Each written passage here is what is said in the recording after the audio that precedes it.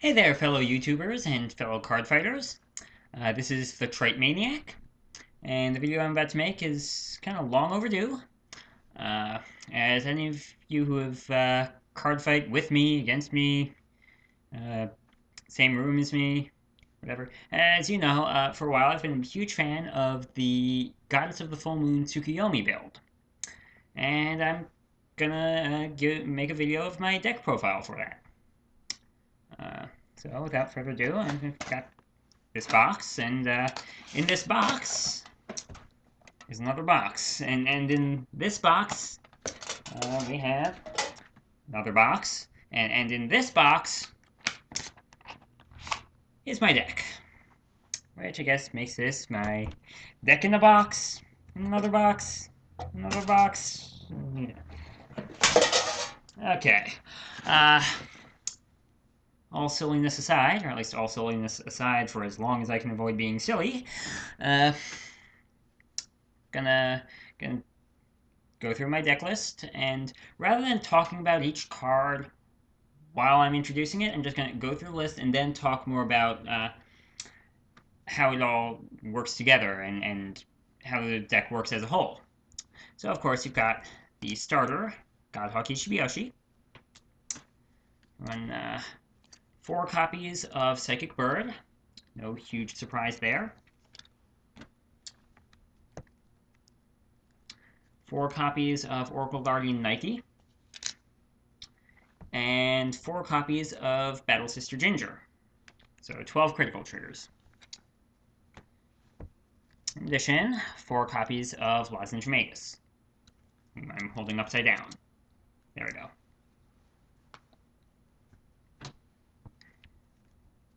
For grade 1s, I have 4 Battle Sister Chocolat.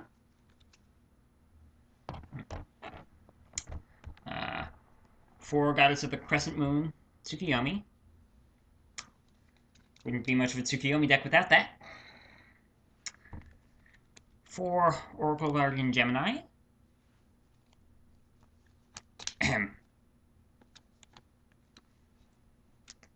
Okay, apparently the cards got a little out of order.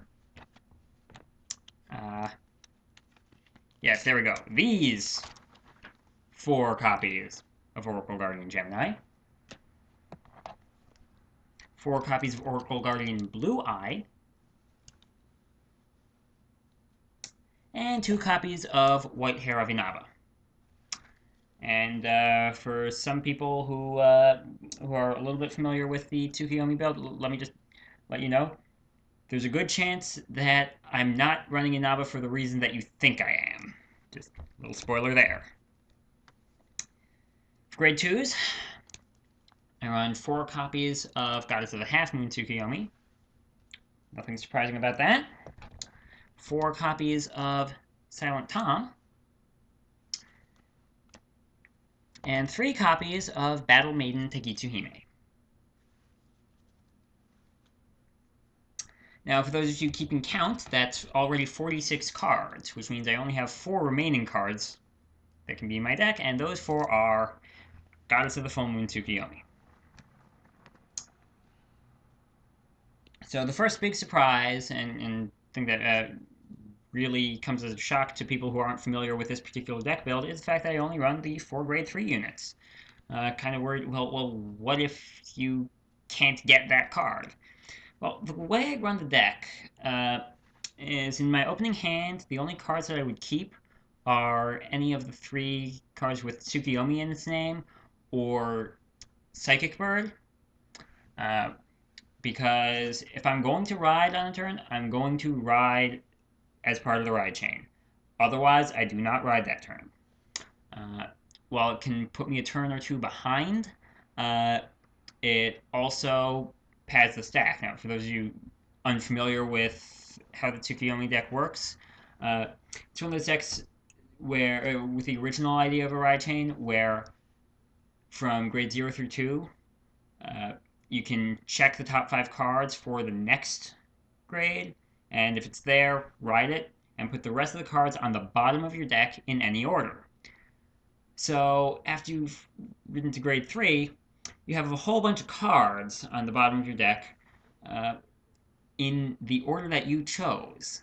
And if you can remember that and can order them strategically, you can make sure to always hit double triggers, or at least always have a good threat of hitting double triggers. Pulling some nasty surprises on your opponents if they don't see it coming, and even if they do, there's often not very much they can do about it. Uh, so hitting the ride chain is important, and if you miss a stage, then that just means 5 more cards on the bottom of your deck, and that the your stacked triggers are 5 cards closer. You can probably hit it 1 turn sooner. So with that, if you're missing the grade 3 and you're already at grade 2, you get to keep checking the top 5 cards again and again and again. So there's not too much of a concern of not successfully riding to grade 3. Also, this lets you do some really wacky things with grade balance. The recommended grade balance that they give you, which I think in the starter decks they initially recommend 17 grade 0s, 15 grade 1s, 10 grade 2s, 8 grade 3s.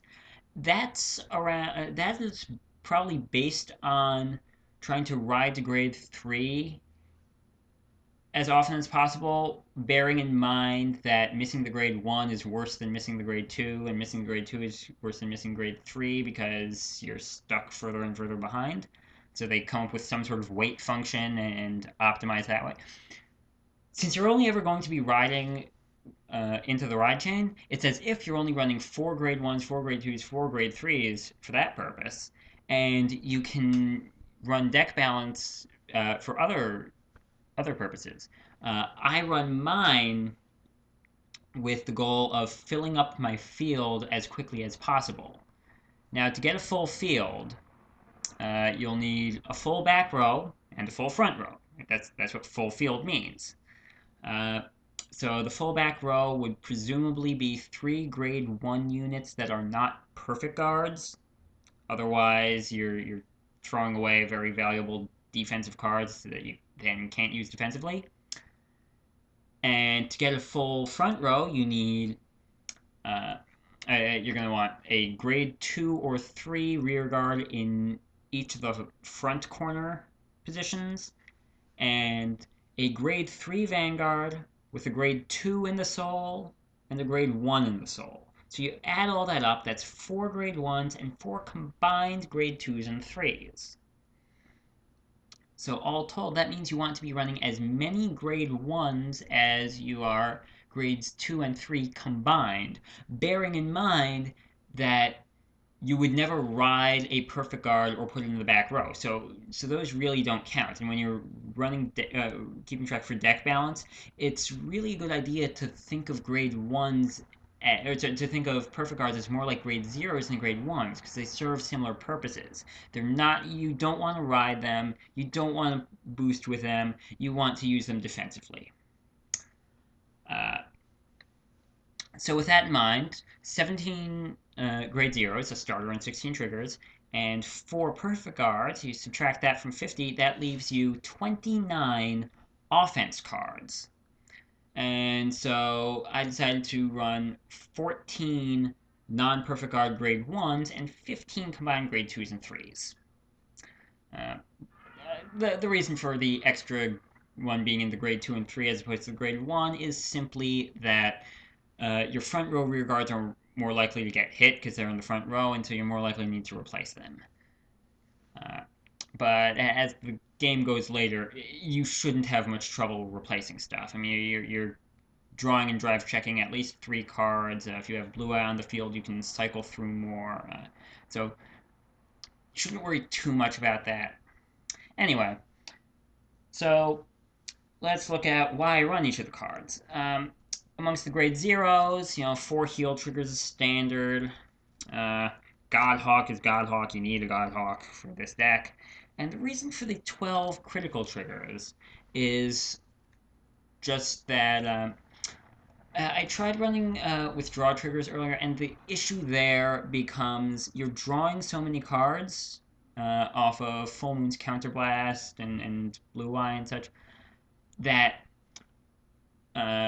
you really don't want to draw a draw trigger because that's not very good defensively and it's not very good offensively. It's just not very good. It's good for drawing other cards. Don't get me wrong. It's great for that. But in terms of its own value, draw triggers really aren't that good. Uh, and the question. Oh right. Also, once you're in your stack, when you want to pull that surprise on your opponent, you want to surprise them with double criticals, not double draws, so I can defend against stuff. It's not the same effect as, oh, you put it down for 2 to pass. That's funny because I happen to know that the next 2 cards are critical triggers, and you're gonna get hit for 3 damage and lose the game right now. And you can talk to some of my opponents. Yes, I can do that to them. Yes, it's really annoying for them. Now, why not stand triggers? I tried running stand triggers. It just wasn't working out very well. Can't really put my finger on exactly why. I think also early game, it's not very useful. Although it's stuff like the ability to possibly restand Silent Tom seems cool, but it wasn't working for me. Yeah. Okay, amongst grade ones. So the 4 perfect guards. A lot of people will say, well, in a deck that's that defensive, do you really need 4 perfect guards? I'd say, worst case, if you really wish that one of your perfect guards were a booster or an offense card, you can always boost with it if you really want to, but it's nice to have the option of providing hermetic defense. So that's why I run 4. 4 Crescent Moon, simply you want to maximize your odds of hitting the ride chain. 4 Gemini. So this is really running under the assumption that your opponent is using either a 10 or 11k Vanguard.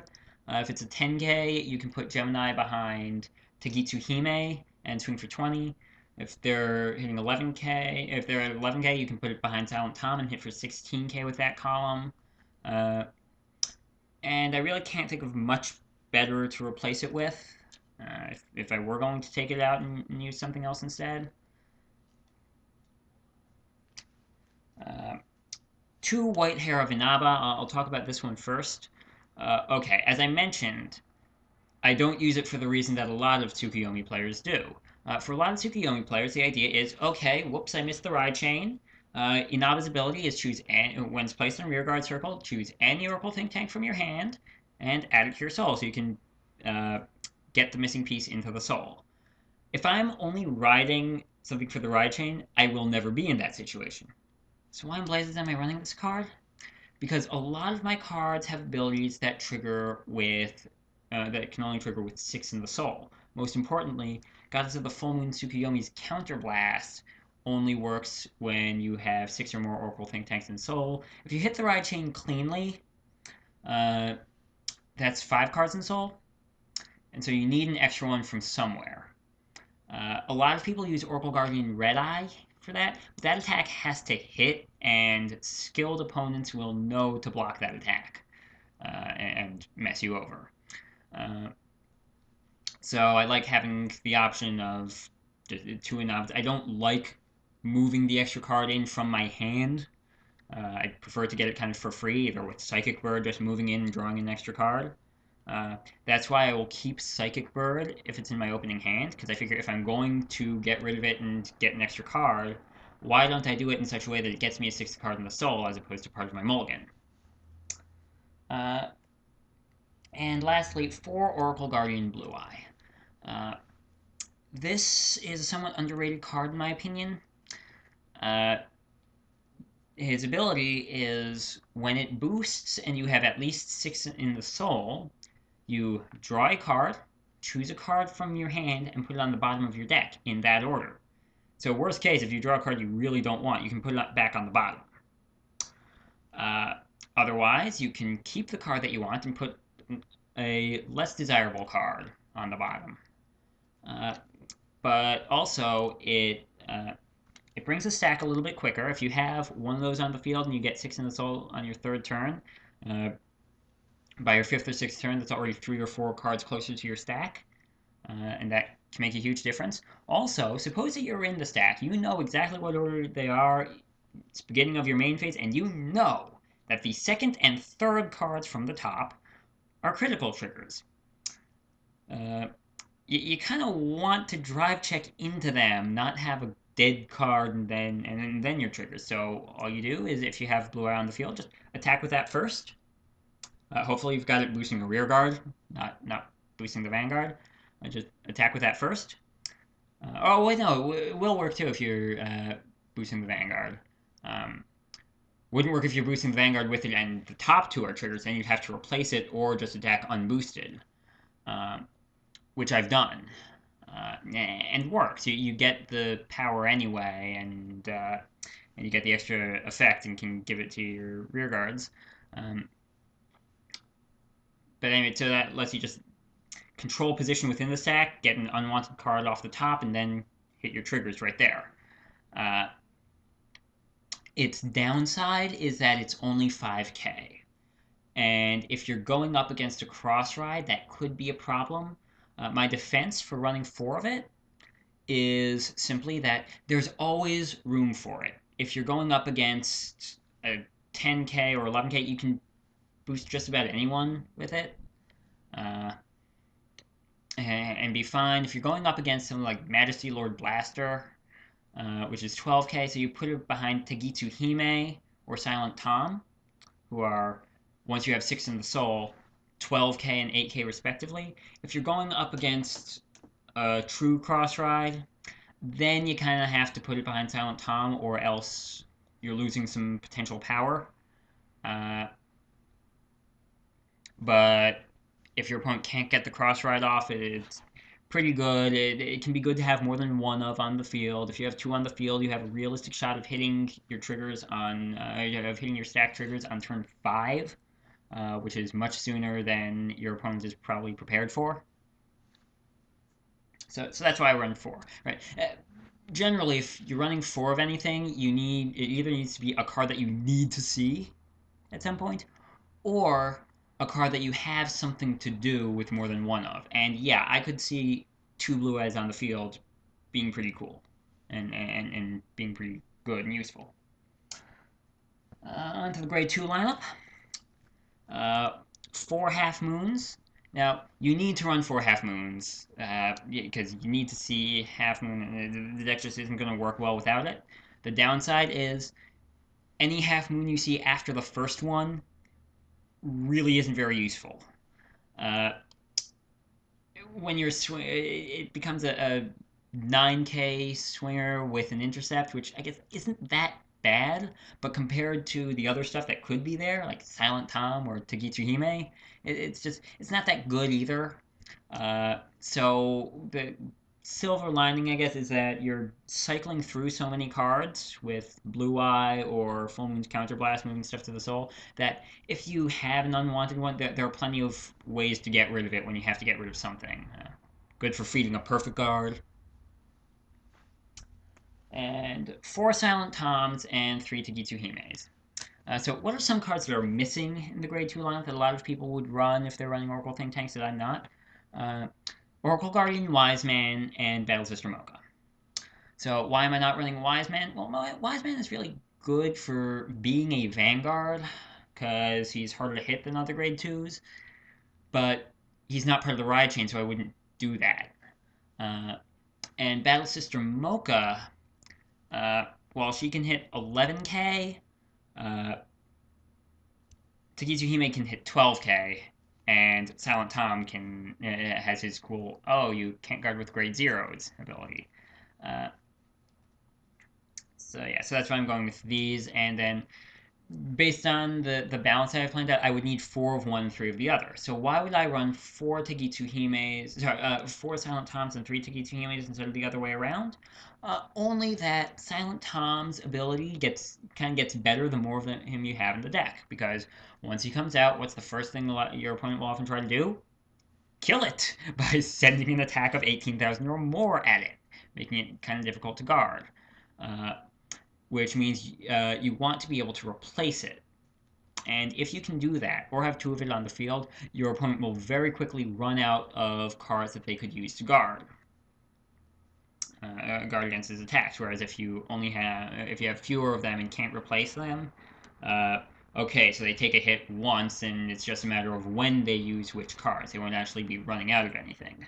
So that's why I ran 4 of Tom and 3 of Tsukuyomi. And of course, the 4 full moons. Nothing surprising here. Uh, so some big advantages of this deck are it's 11k defensively once you get up to grade 3. Uh, obviously, that's as high as you can go without a cross ride or Majesty Lord Blaster. And also that there's the whole stack that's putting the cards on the bottom. That's what it's known for, but there's so much more to the deck than that. The fact that you only run 4 grade 3s means you can fill your field earlier.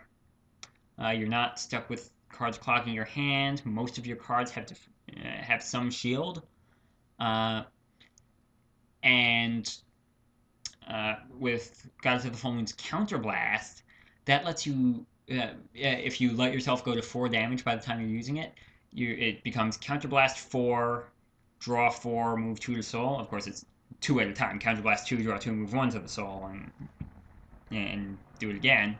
But what that means is if you have bad card balance, say a lot of grade 2s and not enough grade 1s, that gives you a huge chance to fix that and get the card balance you need and get your full field. So it attacks pretty hard. Also, with only running 4 grade 3s, you run the risk of not having very strong front row rear guards. For this deck, that's not an issue because, yeah, so Half Moon isn't all that strong, 9k with Intercept, fine. Silent Tom is arguably the best rear guard in the game. He's one of the most feared cards in Rearguard Circle, I'd say. And Battle Maiden Tagitsuhime can swing for 12 on her own once you have 6 Oracle Think Tanks in your soul. So with all that, you're hitting hard early. You're hitting hard late because of the triggers. It's easy to defend because you have an 11k Vanguard. Your opponent isn't launching as many attacks at your Vanguard because they're trying to kill Silent Tom. And with Oracle Guardian Blue Eye, you can cycle out unwanted cards. And there are a lot of opportunities to either move unwanted cards to soul or put them on the bottom of your deck. So with all that, I've had a lot of success with it. Yeah, I really like this build. Thus far, I've entered 6 local tournaments, 6 normal local tournaments without anything weird about them, with the deck running only 4 grade 3s and 12 critical triggers, and they've made top 4 in 5 of those 6 thus far. Although I guess it really should be considered 5 out of 7 because in one of the weirder ones, the qualifiers for the individual event, I think the stand-up challenge or something like that, I got eliminated in the 4th round. But either way, I've had a lot of success with this, and this is in the post-cross-ride era. So DOT and PBO and MLB already out. And I've held my own against those decks, which is really the best you can ask for. I mean, if you can hold your own against the best decks in format, that means your deck is also one of the best decks in format, theoretically. So I hope you enjoyed. If you have any comments on my deck build, feel free to leave them. Leave the comments. Right, I guess one thing I should mention that I've seen online, a lot of people who run similar decks to mine do not run Oracle Guardian Blue Eye and instead run Dark Cat. I think the reason for that is it enables you to hit 18,000 much more easily, posing more of a threat to cross rides. To my mind, that's not quite a step I'm willing to take just yet. I'd have to wait to actually struggle against those decks, because in the meantime, That's presuming your opponent actually hits the cross ride. Even if they do, there are other ways you can still hit 18. You just have to use Blue Eye a little more sparingly and keep him behind Silent Tom. Uh, and so, yeah, and meanwhile, Blue Eye on its own just has a really awesome ability. It helps you defensively by cycling better cards into your hand. Uh, Helps you make sure you actually hit your triggers. Yeah. So keep on card fighting. Bye.